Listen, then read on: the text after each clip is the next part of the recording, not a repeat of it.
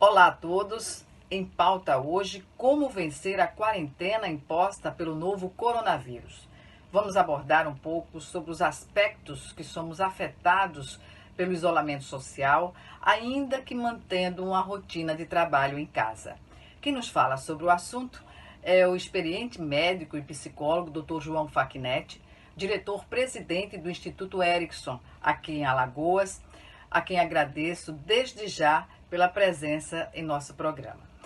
Dr. Facchinetti, há pessoas que estão há mais de 70 dias em casa. E essa quarentena, para a qual ninguém se preparou, o que se percebe como consequência mais comum para as pessoas, individualmente e nas relações familiares, sociais e de trabalho. Essa quarentena realmente veio pegar todo mundo, vamos dizer assim, desprevenido. Mas, na verdade, a vida nos pega desprevenido a cada dia, porque a vida ela não é previsível. A gente é que parte do suposto de que a Fernandes Lima vai estar do mesmo jeito todos os dias, que a praia vai estar da mesma forma todos os dias, que o trânsito vai estar correndo assim, que meu emprego vai estar lá me esperando e que as pessoas todas vão estar fazendo exatamente as mesmas coisas todos os dias, quando na verdade a cada momento, a cada dia, a cada instante, nós temos que nos adaptar às novas situações. Porque sempre, a todo dia, as coisas mudam um pouco ou às vezes mudam muito. São doenças que surgem, são separações que acontecem, são mudanças de escola, mudanças de trabalho, mudanças de chefia. A mudança é a única coisa permanente nas nossas vidas. Mas sim, a quarentena é uma situação especial, é uma situação nova e que nós vamos ter que nos adaptar um pouquinho diferente a ela, cada um se adaptando de uma forma diferente. O que a gente vem observando é que as pessoas vêm estando no primeiro momento, vêm ficando no primeiro momento com um nível de ansiedade maior, algumas deprimem, e essa história de a gente estar numa relação mais intensa, mais íntima, mais permanente o dia todo, tem levado também a um aumento da violência doméstica. E essas coisas todas precisam que a gente as encare de frente, as encare olhando nos olhos e que cada um aponte soluções para isso nas suas vidas. Talvez seja um momento de grandes mudanças ou de algumas adaptações.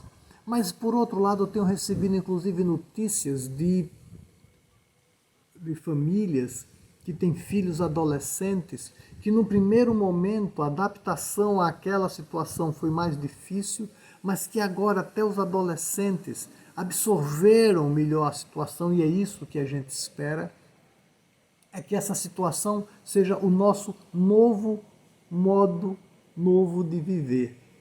E que nós desempenhemos as nossas funções nesse novo modo novo de viver. Nós estamos vivendo a vida de uma forma diferente.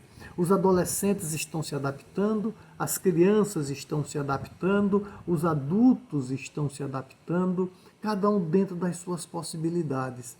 Temos um distanciamento social, mas a internet, as plataformas, o WhatsApp e outras mais, facilitam esse intercâmbio. Então, o que a gente tem observado é que tem um grupo grande de pessoas que está tirando do limão a limonada, está fazendo desse momento espaços de convivência com pessoas que há muito não convivia por conta da rotina do corre-corre do dia a dia, ligando mais para as pessoas, fazendo chamadas de vídeo, abrindo plataformas e reunindo amigos, grupos de escola, grupos de faculdade, grupos que há muito não se encontravam, estamos nos encontrando dessa forma. As pessoas estão fazendo isso. Então é a capacidade de recriação, é a capacidade da nossa criatividade de fazermos desse novo momento, dessa nova forma de viver, um momento que eu possa contar histórias para os meus filhos e para os meus netos. Eu resolvi esse problema dessa forma. Foi dessa maneira que naquela época, em 2020, onde nós passamos alguns meses isolados socialmente, que a gente fazia, que a gente se divertia. E se a gente começa a pensar em contar histórias para as pessoas, em criar situações para contar histórias, a gente começa a passar a vida melhor. Porque as soluções estão aí. Algumas pessoas fazem curso, outras pessoas dão cursos, algumas escrevem livros, outras pintam, outras compõem, e cada uma vai do seu jeito e da sua forma, construindo um jeito bom e melhor de viver. Dr. Fagner, de certa forma, a pandemia expôs mudanças em todos os aspectos do nosso viver e, sobretudo, uma nova visão sobre o mercado de trabalho. O senhor acredita que boa parte dessas mudanças se consolidará ao término da pandemia? Com certeza, digo com certeza, que muitas das adaptações que nós estamos criando hoje, muitas das formas que nós estamos encontrando para apresentar soluções para as situações de trabalho, elas serão permanentes. Elas ficarão, sim, fazendo parte, inerentes ao nosso forma de trabalho, a nossa forma de trabalho, quando isso tudo terminar. Porque criamos, sob vários aspectos, soluções inteligentes. Criamos, sob vários aspectos, soluções oportunas, inteligentes, interessantes, que veio dar uma resolutividade diferente, maior até, no nosso trabalho. Nós encontramos soluções para problemas que antes nós não tínhamos. E com essas novas soluções alargou-se, de muitas maneiras, o mercado de trabalho. Então acredito sim que esse novo jeito, essas novas soluções vão ficar, não da forma como estão hoje, porque hoje essas novas soluções estão como formas exclusivas. São as únicas possíveis, não como as únicas, mas vão ficar como possibilidades de também outras maneiras de a gente fazer os nossos trabalhos, outras maneiras de a gente encontrar outras pessoas, outras maneiras, outras formas de execução de um trabalho que antes tínhamos um leque de possibilidades e com esse isolamento social ampliamos esse leque. E na hora que nós voltarmos à nossa antiga rotina, a nossa antiga rotina não vai ser mais a mesma. Porque esses novos métodos, com certeza absoluta, estarão fazendo parte do nosso viver também. Será mais um jeito de viver a vida e de fazer a vida acontecer. É um lucro que nós estamos tirando dessa situação que estamos vivendo agora. É possível ter vida saudável na quarentena? Sim, é possível ter vida saudável na quarentena e de diversas formas. É possível ter vida até mais saudável do que tínhamos antes, no sentido de termos mais oportunidade de fazermos exercício, no sentido de a gente ter uma alimentação mais adequada, no sentido de quando a gente consegue se organizar para esse novo modo de viver, de a gente baixar a nossa ansiedade, de a gente diminuir o nosso corre-corre, porque uma boa parte, pelo menos do meu tempo, eu levava no trânsito de casa para o trabalho e agora esse tempo não existe mais e eu posso me dedicar a outras coisas. Se eu conseguir, de uma forma inteligente, organizar o meu tempo, organizar a minha vida, para dar conta do que eu preciso dar conta hoje. E assim, como as pessoas estão com muita dificuldade em fazer isso, a gente tem tido uma demanda grande no consultório, tanto de psicoterapia quanto de medicina. Nós temos tido uma demanda de pessoas com ansiedade, com depressão. Então, mas mesmo com essa demanda, eu tenho condições, eu deverei, é preciso, é importante ter condições de reorganizar a minha vida para fazer atividade física, alimentação, diversão, atividade intelectual, provocação intelectual, desafios intelectuais, participação das redes sociais e assim conseguir ter uma vida saudável, ter uma vida boa, mesmo nesses períodos de quarentena, nesse período que nós estamos vivendo, que não sabemos direito ainda até quando vai e como vai ser o seu final e como vai ser o pós-pandemia. Temos sim condições de ter uma vida boa, de ter uma vida saudável, de ter uma vida interessante nesse período. A ansiedade, que é inerente a todo ser humano, como potencializá-la ou não nesse universo da quarentena? Muito interessante essa pergunta. A ansiedade, e é interessante que a gente faça aqui uma separação. A ansiedade, ela é inerente ao ser humano, perfeito, verdadeiro. O transtorno de ansiedade, não. O transtorno de ansiedade é que precisa ser tratado. E como fazer para não deixar que essa ansiedade se transforme em um transtorno de ansiedade? A gente faz isso modificando a perspectiva e o nosso viver. Por exemplo, nós sabemos da pandemia e nós sabemos que a Covid-19 é uma doença que ela, em 90, 80%, para eu ser menos generoso, em 80% ela se manifesta com sintomas leves. E nós temos 10, 15% que tem sintomas mais graves e sintomas muito graves. Para que lado eu vou olhar? Eu vou ficar prestando atenção nesses 80, 85%, ou eu vou achar que eu vou ser um daqueles 10% dos casos mais graves? Para que lado eu vou olhar para isso? Como eu vou encarar a minha vida, apesar de não poder sair de casa ou de não dever sair de casa? Porque o isolamento social é a única ferramenta que nós temos para combater, a única ferramenta reconhecida de eficiência para combatermos essa epidemia, para que a gente não entre nas estatísticas. Como eu vou fazer para não deixar que o meu foco seja nos 10% piores? Como eu faço para olhar os 80, 85% e me manter no meu isolamento, me manter nos meus cuidados? Então eu acho que esse é o grande segredo da vida toda.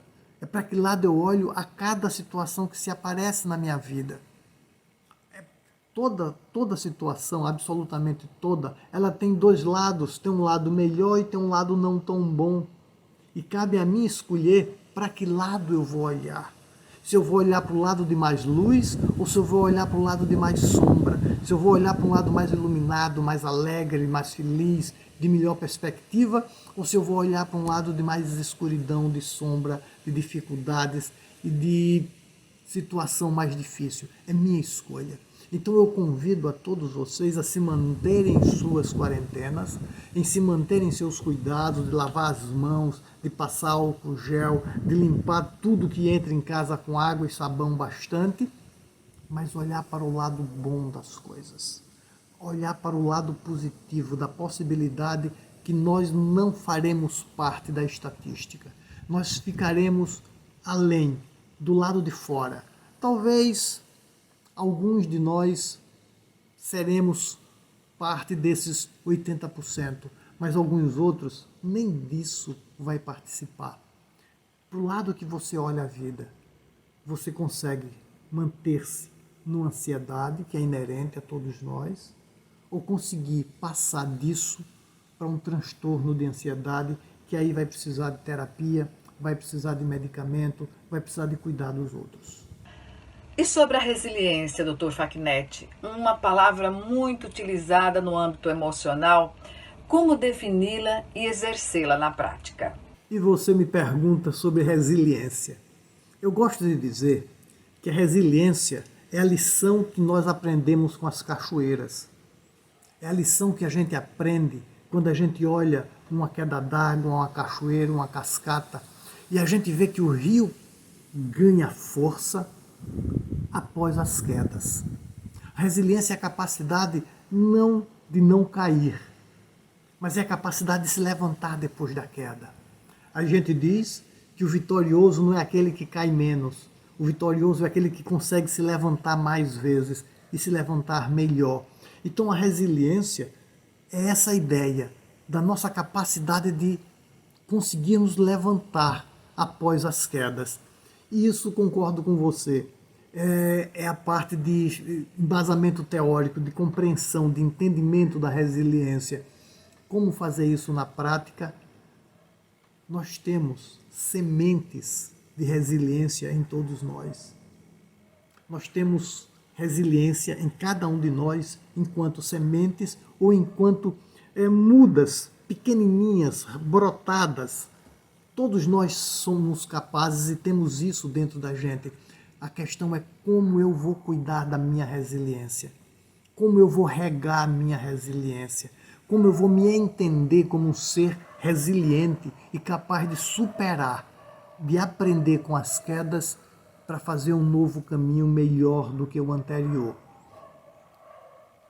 É uma questão de adubação, é uma questão de cuidado, é uma questão de prestar atenção na minha capacidade de fazer isso. Todos nós somos resilientes. Nós aprendemos a ser resilientes quando éramos muito crianças, quando ainda estávamos aprendendo a caminhar e caíamos, e toda vez que caía, levanta e vai de novo, e caía mais uma vez e levanta e vai de novo, e depois a gente aprende a caminhar, a gente aprende a correr, a gente aprende a pular, e a gente nesse meio tempo também de caminhadas, corridas e puladas, também caíamos e novamente nos levantamos e caminhamos novamente. Então nós temos a resiliência como exercício de vida, todos nós, faz parte do nosso viver. Quem aqui sabe andar de bicicleta, quem está nos assistindo e sabe andar de bicicleta, sabe muito bem o que eu estou falando, porque quantas vezes nós caímos para aprender a andar de bicicleta. Então nós temos essa experiência de vida dentro da gente. É por isso que eu digo, nós temos a semente, nós temos mudas, pelo menos, aquelas pessoas que dizem eu não sou resiliente, sim, você tem isso dentro de você.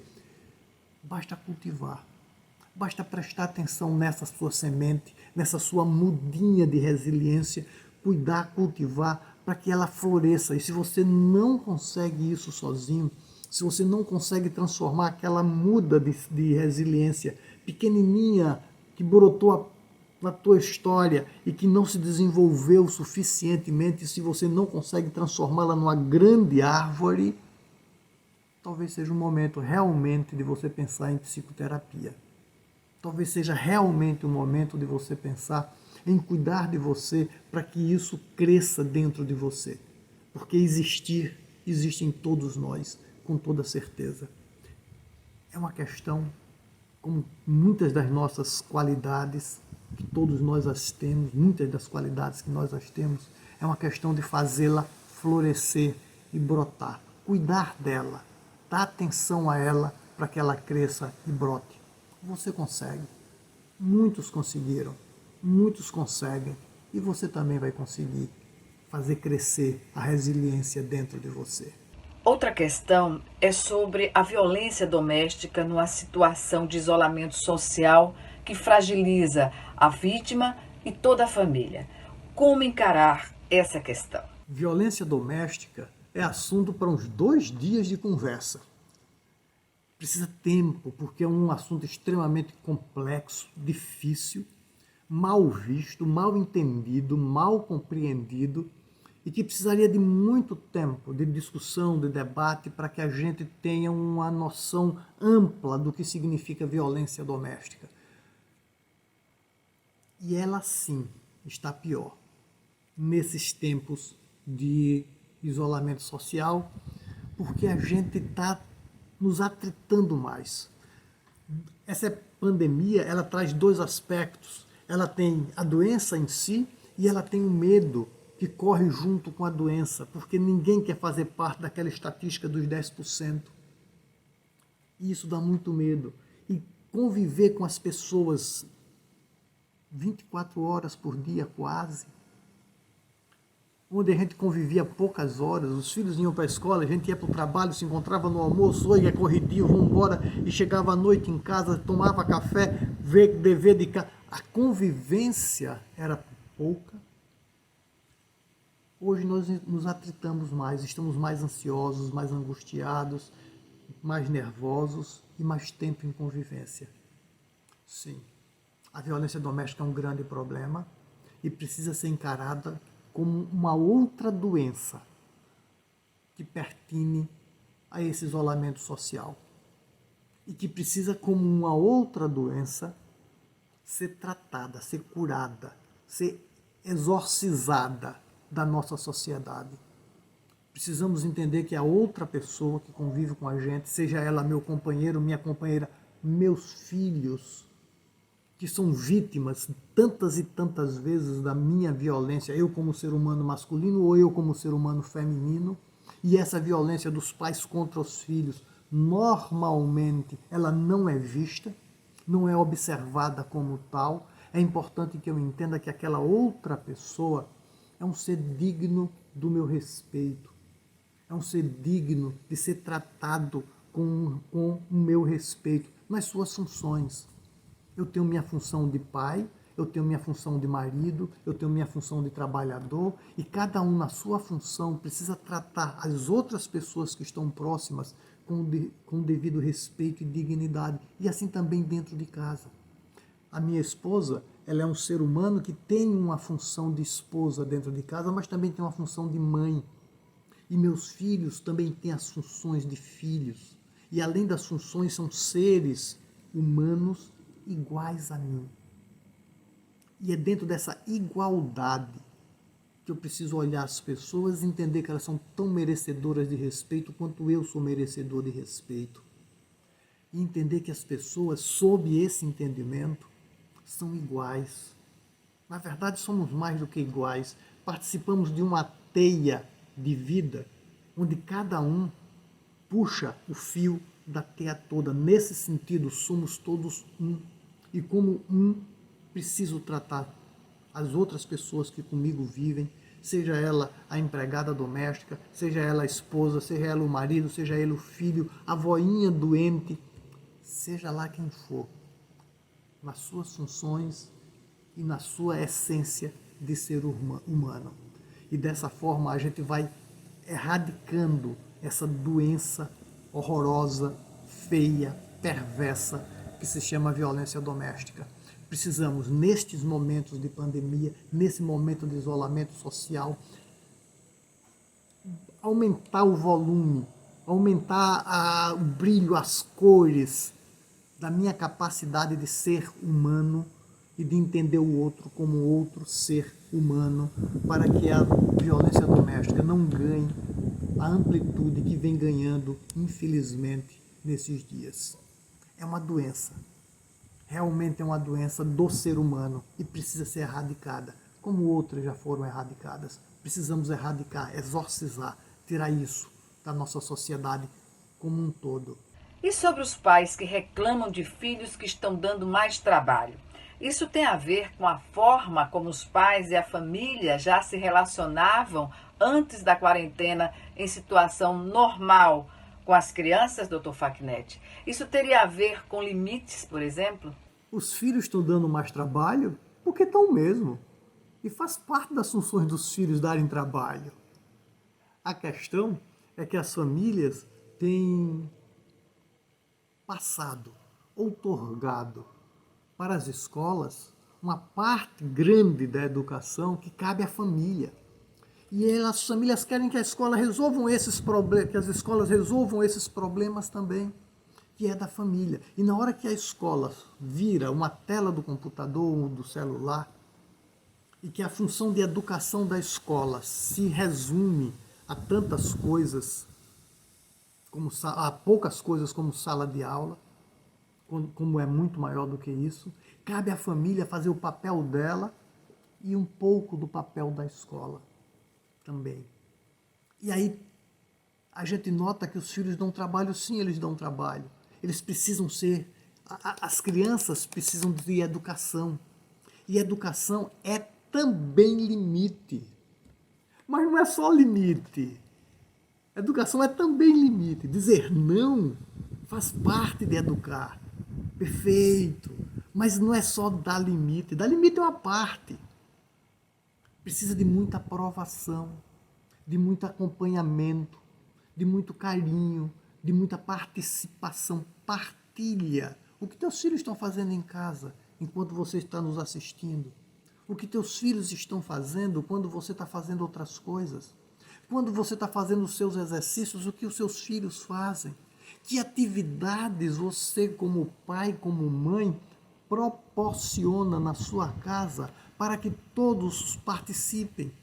Que acha de jogar um joguinho, jogar ludo, jogar buraco, jogar baralho com os filhos, tirar um tempo das séries, da televisão, das coisas, para jogar com os filhos, para puxar eles para perto, para observar as qualidades que ele tem enquanto ser e elogiar e estimular essas qualidades, ao invés de só criticar o que você entende por errado. Seus filhos vão chegar no futuro deles e conquistar uma vida bonita, montado nas qualidades que têm, não nos defeitos. Corrigir defeitos, maravilhoso, mas estimular qualidades é fantástico. Quais são as qualidades que seu filho tem, que seus filhos têm? Qualidades inerentes, específicas a ele. Quais são essas qualidades? Quais são as qualidades que seu marido, que sua esposa tem? E quantas vezes você disse a eles, filhos, esposos ou esposas, de quanto você admira as suas qualidades? Não só de quando faz raiva, não só das coisas que você acha não boas e te atrapalha na hora de assistir sua televisão, te atrapalha de fazer seus exercícios, mas aquilo que eles brilham, naquilo que tua esposa é maravilhosa, é muito boa, naquilo que teus filhos são muito bons, naquilo que teu marido se supera. Essas coisas, essas qualidades é que te trouxeram até onde você está hoje na vida, se você as soube aproveitar direito. É montado nessas qualidades que a gente conquista a vida. E os nossos filhos precisam de limites. Sim, precisam de limites. Mas precisam muito mais de, na interação com os pais, de um jogo de buraco, de um jogo de dominó, ludo, de alguma brincadeira que eu proponha, de alguma atividade, nem que seja vamos lavar os pratos juntos, limpar a casa juntos. Que vocês, pais, estejam atentos às suas qualidades, que estejam atentos àquilo que eles são bons, porque é na consciência das suas qualidades que eu vou montar para conseguir um espaço bom para mim na sociedade, no mercado de trabalho, construir o meu futuro dentro daquilo que eu sou bom, que eu sei fazer bem. É oportuno aproveitar a quarentena para fazer uma limpeza do ponto de vista prático em casa e na vida pessoal também? Muito interessante essa pergunta sobre a oportunidade que a quarentena nos oferece. Dizem que aquela letrinha chinesa, aquele ideograma chinês que representa crise, também representa oportunidade. O mesmo ideograma que representa a crise, representa também a oportunidade. A quarentena é uma situação de crise, mas também é uma situação de oportunidade. E sim, podemos usar essa oportunidade para várias coisas. Eu posso usar essa oportunidade para me aborrecer, para me revoltar contra o governo, para me revoltar a favor do governo, para me revoltar com o político, com a situação. Eu posso usar essa oportunidade para ficar muito aborrecido, muito abusado, mas também posso usar essa oportunidade, como você falou, para fazer uma faxina física na casa e talvez fazer até uma faxina mental. E isso muita gente tem feito, muito curioso. Eu converso com as pessoas, converso com os meus clientes, converso com as pessoas que me procuram pessoalmente e elas dizem assim: eu tenho andado pensando sobre a vida e algumas coisas que eu não fazia, eu observo o quanto tempo eu passei, algumas coisas que eu não fazia e gosto e gostaria de fazer, eu observo o quanto tempo que eu passei na vida sem fazê-la. E quando acabar a epidemia, quando passar essa situação, eu vou me posicionar de forma diferente na vida. Sim, esse é um momento de reflexão também para quem quiser fazê-lo assim, para quem quiser aproveitar essa oportunidade e pensar na sua vida e fazer uma reflexão sobre o seu viver, fazer uma reflexão sobre a sua vida. A oportunidade está aí. Estamos em casa. Estamos sem sair de casa. Temos momentos de ociosidade dentro de casa. O que você vai fazer para aproveitar essa crise? Chorar, se lastimar, aumentar a sua ansiedade? É uma possibilidade. E a outra possibilidade é reorganizar-se internamente para o mundo que vem acontecer depois da pandemia, para o mundo atual e para o mundo que vem acontecer depois da pandemia. Talvez se organizar no sentido de ser uma pessoa melhor, uma pessoa mais justa, uma pessoa mais humana, para consigo mesmo em primeiro lugar e para com as outras pessoas. Se dá mais direito de desfrutar e aproveitar as coisas boas que você tem. Cada um tem dentro de si tudo o que precisa para ser feliz. E talvez essa pandemia seja a oportunidade que você esteja precisando, que nós estejamos precisando, para irmos de encontro a essa capacidade de criação, renovação e melhora no jeito de ser, melhoria do jeito de ser. Seria muito gratificante que saíssemos dessa pandemia com mais vontade de abraçar as pessoas, não só fisicamente, mas abraçar as pessoas emocionalmente, afetivamente, abraçar o mundo, ser mais humano. Que bom se saíssemos dessa pandemia, se saíssemos mais seres humanos dessa situação toda. Que a nossa humanidade fosse mais estimulada por nós mesmos dentro dessa oportunidade que nós estamos tendo. Mesmo nesse período de estresse da quarentena, é possível percebermos os pensamentos de baixa frequência, reagirmos e vencermos a tristeza? Sim, claro que sim. Nós fazemos isso no dia a dia, nós fazemos isso habitualmente, nós fazemos isso no nosso viver, durante toda a nossa vida. Todos nós temos um botãozinho de descarga aqui no juízo, que quando começa a acumular pensamentos não legais, a gente vai lá e aperta a nossa descarga e chum, aquilo vai embora. Talvez a gente precise, nesse momento, acionar mais vezes o botãozinho de descarga que a gente tem no juízo, apertarmos ele mais algumas vezes do que normalmente nós o fazemos, porque esse medo que traz essa virose, essa preocupação que traz essa virose, essa convulsão social toda que isso nos traz, social, política, econômica, com alguma certeza nos está trazendo mais pensamentos que a gente precisa apertar o botãozinho e deixar que essas ideias se vão, e deixar que esses pensamentos se vão, e ligar o outro botãozinho que tem no nosso juízo, que é o botãozinho das nossas possibilidades, das nossas oportunidades e do nosso crescimento. Sim, a gente pode, porque a gente faz, apertar o botãozinho da descarga e ativar mais vezes o botãozinho do nosso crescimento, de olhar para os 80% que não vão ter praticamente nada, de olhar para as grandes oportunidades que nós estamos tendo de novo na vida nessa quarentena, nesse exato momento que estamos isolados socialmente. Quais são as oportunidades? Isso é de cada um.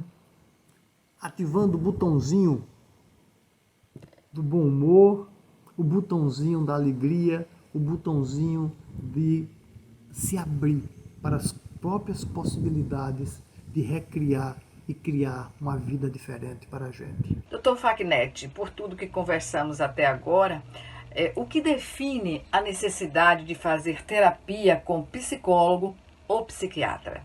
Todos nós temos dificuldades a nossa vida inteira.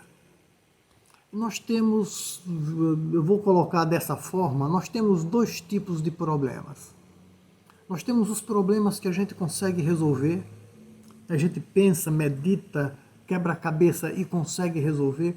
Nós temos, eu falo problemas, não só problemas dessa forma, mas eu digo assim, situações do nosso viver que a gente consegue viver, conviver e superá-la. Final de um relacionamento, morte de uma pessoa, mudança nas relações de trabalho e tantas outras situações que a gente consegue usar os nossos próprios recursos e superar aquilo. Quando a gente tem uma situação dessas ou outra que ultrapassa, que prende, que ultrapassa a nossa condição de resolver, aí é a hora de procurar uma psicoterapia, aí é a hora de procurar um psicólogo, aí é a hora de procurar um psiquiatra. Então, observa, o que a gente consegue resolver pela gente, e seguir a vida feliz, que coisa maravilhosa. Nós fazemos isso a nossa vida toda. É muito bom que continuemos a fazê-lo, que coisa boa, que coisa maravilhosa, mas alguma coisa que possa estar atrapalhando o nosso viver, que possa estar limitando a minha capacidade de ser mais feliz, de aproveitar melhor a vida, de desfrutar melhor do meu potencial pleno, de ser feliz e de realizar o que eu gostaria de realizar e o que eu quero e tenho condições de realizar a vida. E se essa situação me limita na expressão do meu viver, eu estou precisando fazer terapia. Eu estou precisando ir a um psicólogo, ir a um psiquiatra. Eu preciso cuidar dessas coisas que estão funcionando dentro da minha cabeça. Bem, Dr. Facchinetti, chegamos ao final da nossa entrevista e aqui eu agradeço imensamente a sua presença em nosso Em Pauta. Suas considerações finais. Eu quero agradecer a oportunidade de estar aqui conversando e dizer que no Instituto Erickson nós temos uma boa equipe de profissionais que nesse momento está desenvolvendo suas atividades online. Dizer que nós temos lá no Instituto uma clínica popular, que nós incrementamos agora a quantidade de profissionais na clínica popular para aumentar, oferecer mais largamente esse tipo de atendimento para a população. Nós temos psiquiatra que também trabalha lá no Instituto. Nós temos uma equipe multidisciplinar nesse sentido, que pode ser uma opção para para atender as tuas necessidades. Nós temos inúmeras opções aqui na cidade, graças a Deus, excelentes profissionais, tanto psicólogos quanto psiquiatras. O Instituto Erickson é apenas mais uma instância de atendimento às pessoas. O nosso grande diferencial é o trabalho com a hipnose nos processos psicoterápicos. É o nosso grande diferencial. Mas trabalhamos com psicoterapia como outros grupos também o fazem e o fazem muito bem, e é importante dizer. Mas se por acaso você tiver vontade, interesse de conhecer, de ter contato com o Instituto, o nosso telefone é o 99648-3837. Você nos encontra no Instagram como Instituto Erickson AL. Você nos encontra no nosso site, no institutoericksonal.com.br. Muito obrigado, uma boa quarentena e que nos encontremos felizes depois disso tudo ter passado. Bem, eu agradeço imensamente ao professor Dr. Facchinetti por essa entrevista. Agradeço a você que nos assistiu e um abraço e até o nosso próximo encontro.